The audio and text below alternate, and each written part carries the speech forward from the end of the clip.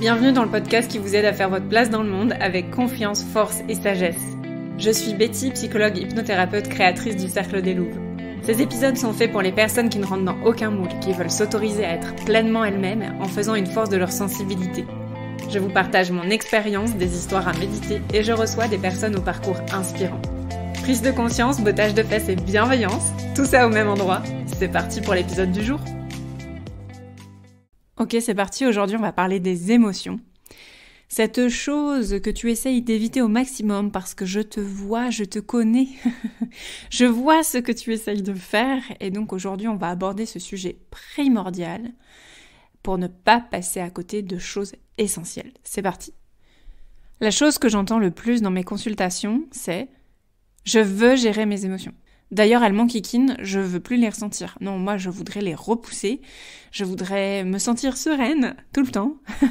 Ben oui, bien évidemment, comme si c'était possible de, par exemple, ne jamais tomber malade, jamais un petit rhume. On peut faire tout ce qu'on veut, prévenir, prendre des vitamines, etc. pour éviter que ça arrive et être en bonne santé. Malheureusement, on ne peut pas se prémunir des petits virus qui continuent de traîner. On a eu une grosse période où on a été quand même très très vigilants. Et en même temps, c'est pareil pour les émotions. C'est-à-dire que tu peux prendre soin de ta santé mentale, tu peux faire tout ce qu'il faut pour prendre soin de toi. À un moment donné, il va falloir accepter que les émotions font partie de la vie. Imagine une vie sans émotion, c'est une vie sans vie en fait. Une vie sans émotion, ça n'existe pas, ce n'est pas possible. J'aime beaucoup cette métaphore de François Lemay qui dit « Regardez un ECG ». Le schéma, vous savez, les petites vagues qu'on peut trouver sur un électrocardiogramme, donc c'est les tracés du cœur. Si le tracé est plat, c'est très mauvais signe. Ça veut dire que vous n'êtes plus en vie. Donc sur cet électrocardiogramme, il y a des hauts, il y a des bas, et c'est une succession infinie de hauts et de bas. La vie, traverser la vie, c'est ça. C'est pouvoir avoir la résilience nécessaire, non pas pour ne plus ressentir les émotions, mais pour pouvoir continuer d'avancer avec ces émotions. D'être capable d'entendre leurs messages, d'être capable de comprendre à quoi elles vous servent et comment vous allez pouvoir les utiliser pour en tirer parti. Sauf que la plupart du temps, ce n'est pas ce que vous faites. Il y a des erreurs que vous êtes en train de commettre à propos de vos émotions qui vous empêchent justement de développer votre résilience. Si je dois faire un rappel, la résilience, c'est pas n'en avoir plus rien à cirer et ne plus souffrir, ne plus souffrir quand on vit quelque chose de difficile, c'est avoir la confiance qu'on peut traverser ce moment difficile et qu'à un moment donné, on va continuer à arriver d'avancer malgré ça.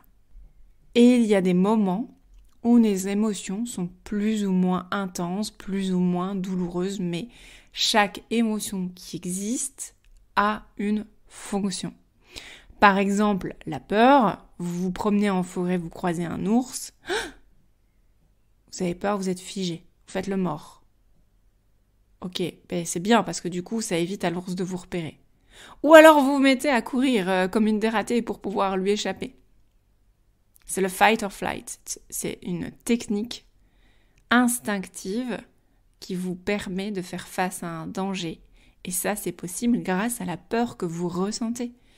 Imaginez, vous vous promenez en forêt, vous croisez un ours, puis vous faites « Oh, mais qu'il est mignon ce petit ours! Oh, je vais aller lui faire une petite caresse, tiens !» Vous vous faites littéralement bouffer. Donc c'est important que vous ressentiez la peur.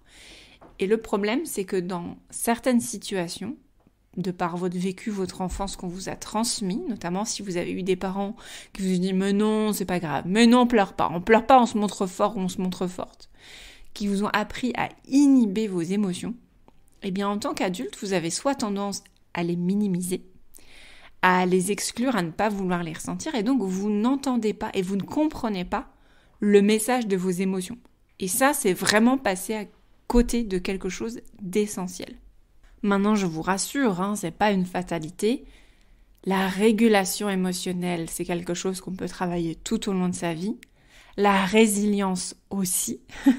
Dépasser les traumas, quels qu'ils soient, même si vous vous dites « non, mais moi j'ai pas eu de trauma ».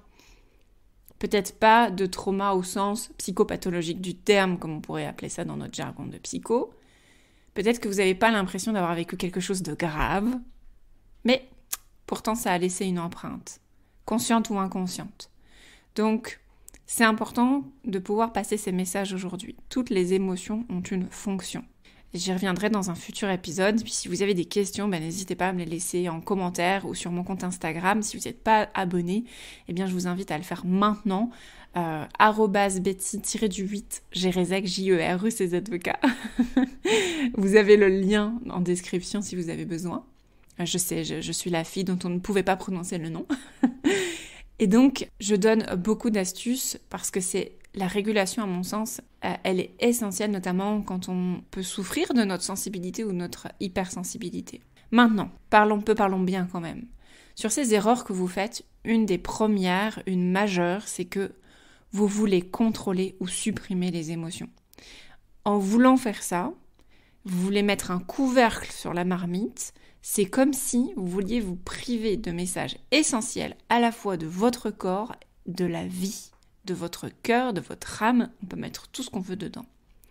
Et qu'est-ce qui se passe quand vous contrôlez ou que vous essayez de supprimer vos émotions ? C'est l'effet cocotte-minute. Vous mettez le couvercle, et puis ça chauffe, ça bouge, vous essayez de contenir les émotions, sauf qu'à un moment donné, elles vous pètent littéralement à la gueule. Je suis désolée de le dire comme ça, mais quand ça se passe, c'est comme ça que ça se passe. C'est pas « Oh, attention, c'est en train de déborder ». Non. Ça, littéralement, ça vous explose, quoi. Ça vous explose à la figure, ça explose à la figure de vos proches, de votre entourage professionnel, amical, familial. Plus vous contrôlez une émotion, plus elle va prendre de la place. C'est-à-dire que vous allez aussi, éventuellement, commencer à ruminer, à vous poser des questions. Et vous allez, même inconsciemment, ne pas réussir à la digérer. C'est-à-dire qu'elle va rester là. Elle va durer plus longtemps.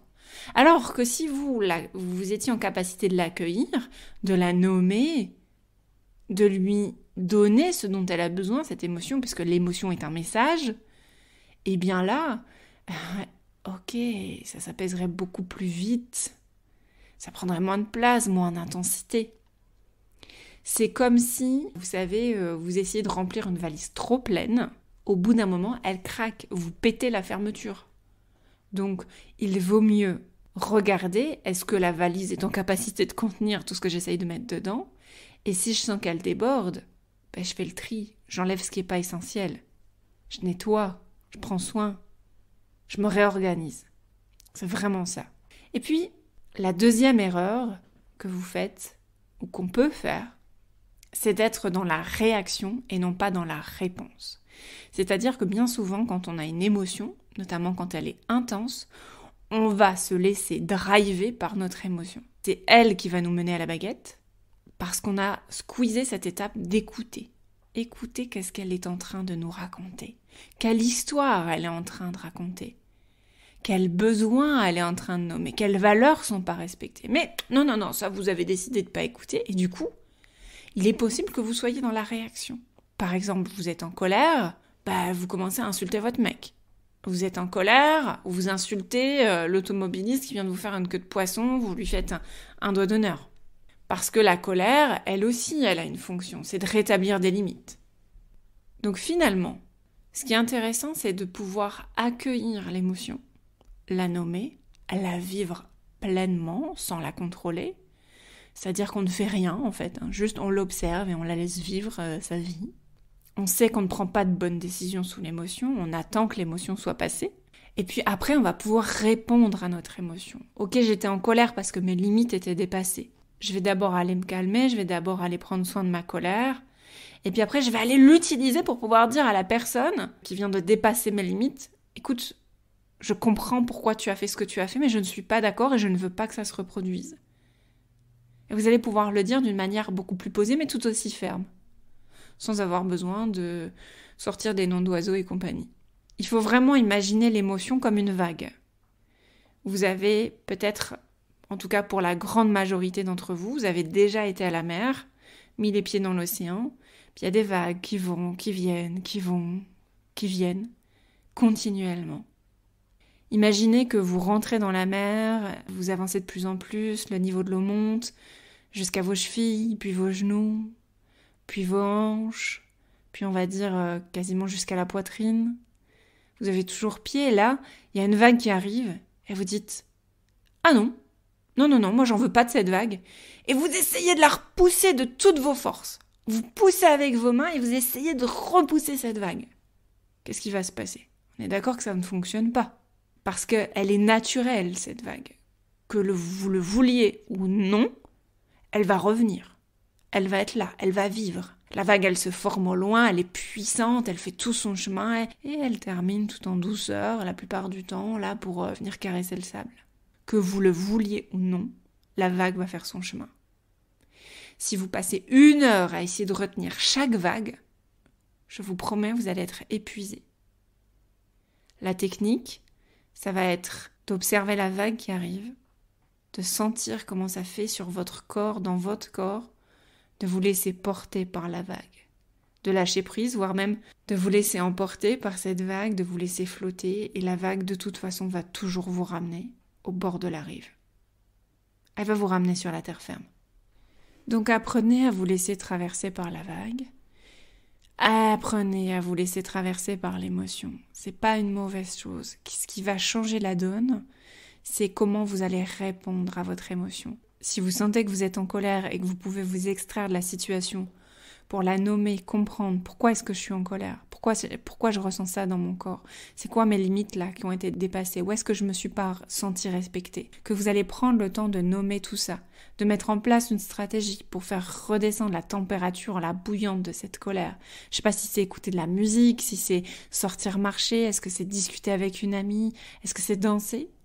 Et après tout ça, vous allez pouvoir répondre à votre colère. Utiliser l'énergie de la colère pour pouvoir aller refixer vos limites. Et c'est pareil pour toutes les émotions, même si elles n'ont pas les mêmes fonctions, elles n'ont pas la même utilité, que ce soit de la peur, de la joie, de la surprise, du dégoût, de la honte, de la culpabilité.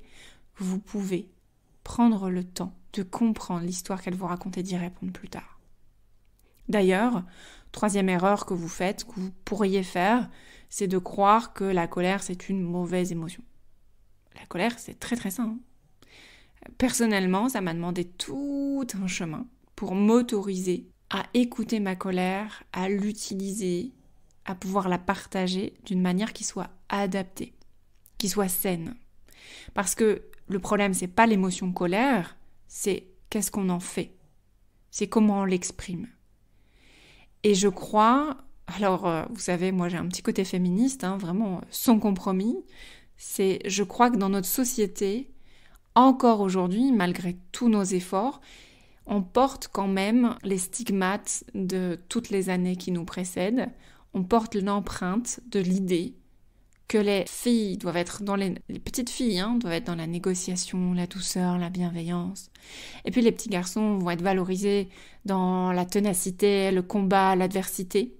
Du coup, ça nous invite, à nous en tant que femmes, à voir intégré qu'on devait faire passer nos messages avec beaucoup de douceur, beaucoup de bienveillance, etc. Alors qu'en fait, pour être ferme, on a besoin d'écouter notre colère, on a besoin de la laisser s'exprimer. Ça ne veut pas dire se mettre à crier sur tout le monde, ça veut juste dire ne plus inhiber notre colère. Ça veut dire d'être à l'écoute de ce qu'on doit poser comme limite. De pouvoir sentir cette énergie qui nous permet de le faire.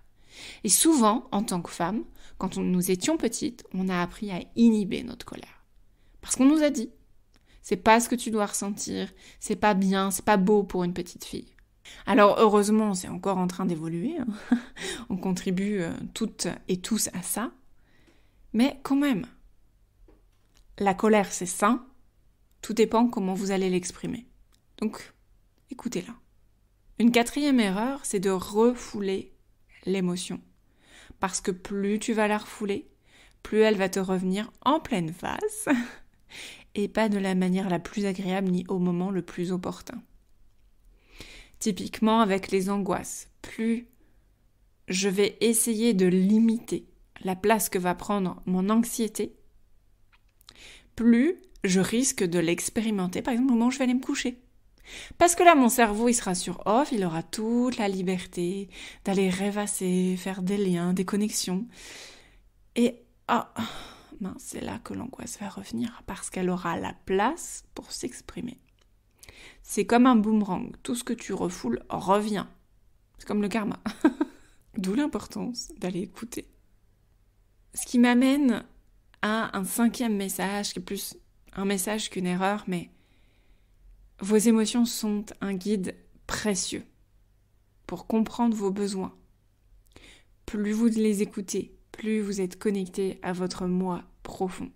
Ça veut dire que là, l'erreur ou la difficulté que vous pourriez rencontrer, c'est que plus vous êtes déconnecté de vos émotions, plus vous êtes déconnecté de qui vous êtes, de votre identité aussi. Parce que les émotions, c'est votre boussole qui vous permet de ressentir de la joie pour « ouais, dans cette situation, je me sens bien, dans ce travail, je me sens bien, ou dans cette équipe. Ah, là, les valeurs qu'on partage, c'est les miennes. Je me sens respectée. » Ou pas du tout. Ou alors, il n'y a rien qui me convient. Sauf que si vous avez appris à inhiber vos émotions, peut-être vous n'allez même pas vous rendre compte que ça fait partie de vous, cette sensibilité, par exemple, à la lumière, au bruit, à l'entourage, à vos valeurs, à vos besoins. Ce qui fait qu'à un moment donné, et souvent je vois ça en accompagnement, je rencontre des personnes qui me disent « mais en fait, j'ai tellement fait plaisir aux autres, j'ai tellement écouté les autres, je me suis tellement suradaptée, j'ai oublié de m'écouter moi, d'écouter ce que je ressentais, je sais plus qui je suis, je sais plus ce que je veux, je sais même pas dire ce que je ressens, complètement déconnectée. » Et au final, elles ont l'impression de vivre une vie qui est pas la leur en fait. C'est pas elles qui l'ont construite, elles ont juste avancé, entre guillemets, par la force des choses, en se contentant ou en s'obstinant de faire les choses à travers le regard des autres, à travers les injonctions qu'on leur a transmises, et il y en a beaucoup. Donc retenez ceci, plus vous êtes connecté à vos émotions, plus vous leur faites de la place, et plus vous êtes connecté à votre véritable moi profond, à votre essence, à votre identité.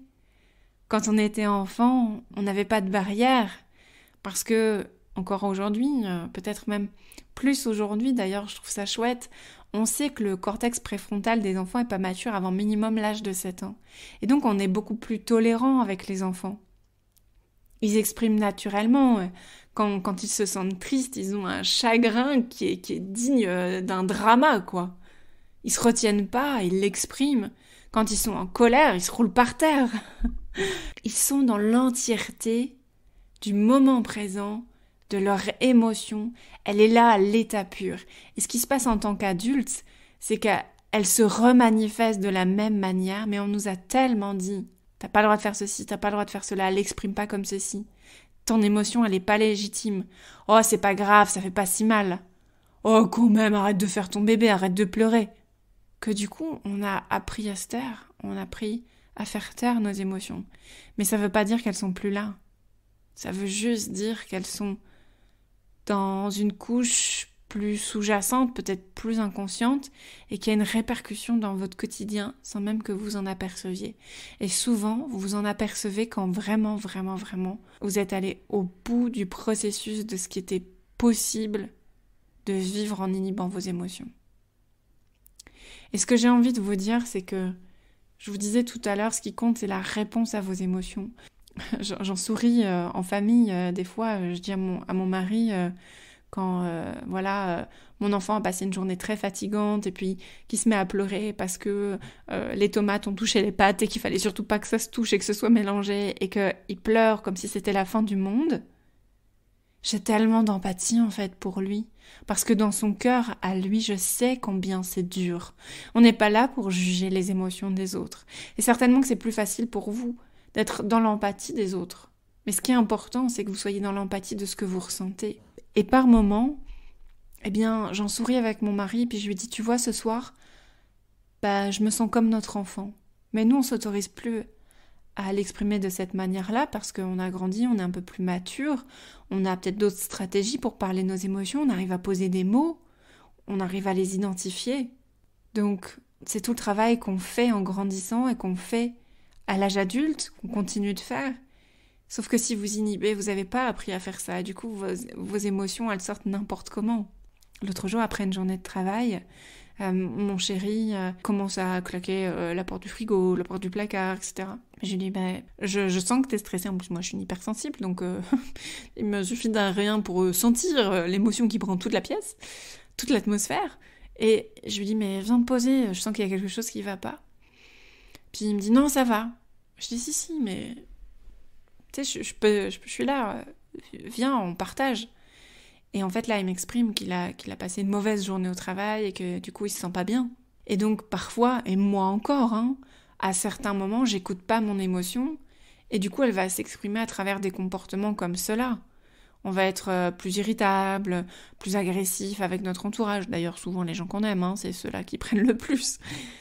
Mais tout ce travail de régulation, d'écoute, ça va nous permettre d'aller trouver les mots, la bonne manière de partager, le bon comportement pour pouvoir transmettre nos émotions et en prendre soin en fait. Puis aussi parfois donner le mode d'emploi aux personnes qui nous entourent, donner ce mode d'emploi pour qu'aussi elles puissent nous aider parfois à traverser des périodes difficiles.